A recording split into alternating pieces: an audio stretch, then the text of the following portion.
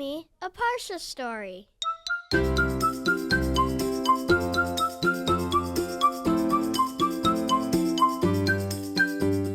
Welcome to Parsha Pals.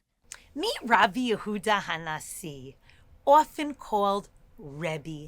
Rabbi Yehuda HaNasi understood that part of the Torah, the oral Torah, the Torah Sheba'al Peh, which was given to us at Har Sinai, together with the written Torah, the Torah Shebichtav, that oral Torah, the Torah Sheba'al Peh, that was being passed down from generation to generation to generation to generation by mouth, that it was time to organize all the opinions and write it down. Because Rabbi Yehuda HaNasi was worried that people were going to forget the teachings of the Torah Sheba'al Peh. And that's exactly what he did. He loved teaching Torah to his Talmidim, to his students in the Beit Midrash. Rabbi Yehuda HaNasi did not like the smell of garlic. Now, garlic has a very strong flavor, and the seasoning in food can really make a food taste quite delicious. But the smell of garlic, not so pleasant. I don't like the smell of garlic too much myself. One day when Rabbi Yehuda HaNasi was teaching his students, he was smelling the garlic, and the smell was so strong that Rabbi Yehuda HaNasi said, "Can whoever ate or is eating the garlic please walk out? The smell is really strong." And Rabbi Chia, one of the very outstanding students in the Beit Midrash, stood up and walked out. Now, that was a little shocking, a little surprising, because Rabbi Chia would definitely not come into class, into the Beit Midrash, with garlic in his mouth or having just eaten it. He knew that Rabbi Yehuda HaNasi did not like garlic. He walked out. And then the next student stood up and walked out.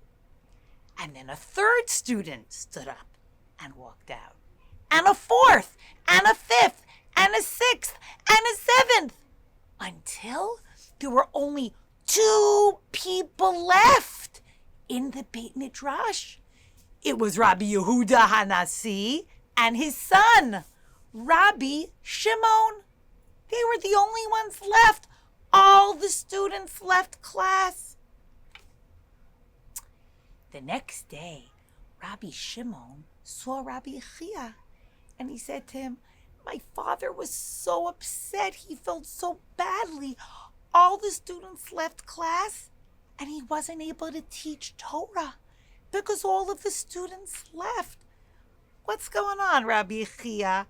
I know you weren't the one that ate the garlic. What were you thinking? Tell me the story."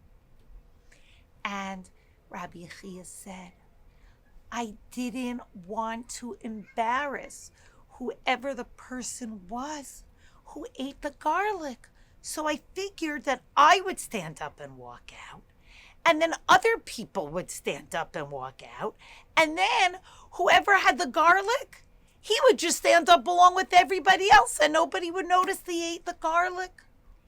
I would rather people suspect me of coming into the Beit Midrash with the garlic. I would rather, even stop the study of Torah to save another person from being embarrassed." Rabbi Chia valued Torah greatly. For him to have the learning of Torah interrupted in order to not embarrass another person teaches us just how important it is to take other people's feelings into consideration and not embarrass them. He was willing for people to think it was him. He was willing for everybody to pile out of class to not embarrass another person. person. All those other students had gotten up because they knew that it wasn't Rabbi Yehuda. And amongst all those other students, the student who also ate the garlic was saved from embarrassment. In this week's Parsha, Yosef asks everybody who's Egyptian to leave the room. Vayikra hotziu cholish me'alai. He made sure that all the Egyptians left the room before Yosef cried and said to his brothers, Ani Yosef, ha'od avi chai? Why did Yosef ask all of the Egyptians to leave the room? Rashi explains that Yosef did not want them to hear the conversation between he and his brothers when they spoke about selling him. He didn't want his brothers to be embarrassed, even though Yosef was mistreated by his brothers. Even though he was sold by his brothers, he cared so much about their feelings that he didn't want them to be embarrassed. And not only that, afterwards, Yosef says, Ani Yosef, ha'od avi chai. His brothers were petrified. What's going to happen? What is he going to do to us? And he calls his brothers to come very close.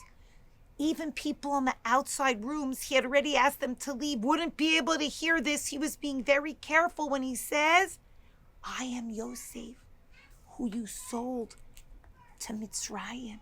Ani Yosef achichem, asher machartem oti Mitzrayima. I am your brother. And he says, don't worry. Don't be upset. Al teyatzvu va'al yichar be'einechem ki machartem oti. Don't worry that you sold me. It was all meant to be. Hashem wanted it that way. Now I'm here and I'm able to help everybody have food. Don't worry. Yosef HaTzadik is so caring about his brother's feelings and not embarrassing them that he asked all the Egyptians to leave. He called his brothers close and, of course, afterwards made sure to let them know that he wasn't angry at them for what they had did, that everything comes from Hashem. If Yosef, under those circumstances, was so caring of his brother's feelings, and Rabbi Yehuda was so caring of the feelings of the student who ate the garlic, let us go out of our way to not embarrass other people. If a friend during recess trips over a ball, or someone in class doesn't know the answer, let's think so hard of all the different things we can say and do to make sure that we never embarrass another person. Shabbat Shalom.